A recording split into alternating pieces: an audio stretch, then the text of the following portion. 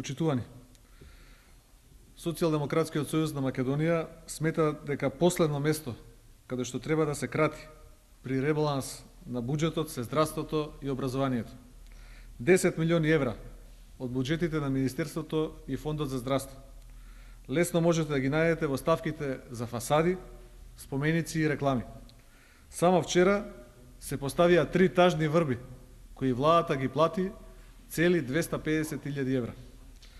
Онаа тажна пресконференција на директорката на Фондот за здравство е неточна и сакаме да реагираме на неа. Извесно е дека ова кратење на свој грб ќе го почувствуваат сите. Ке доцнат и ке се кратат боледувањата, исплатата на надоместокот за породилно боледување, а според пресметките на надлежните, здравствените работници оваа година ќе добијат само 11 плати.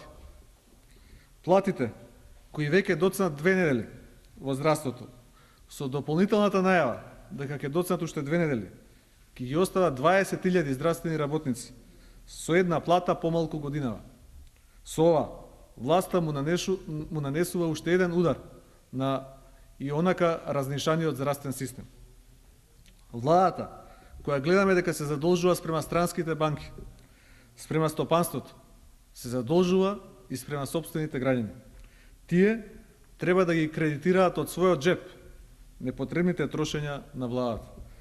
Да им доцнат платите, да им доцнат исплатите на боледувањата. Сакаме да предложиме конкретни мерки до владата.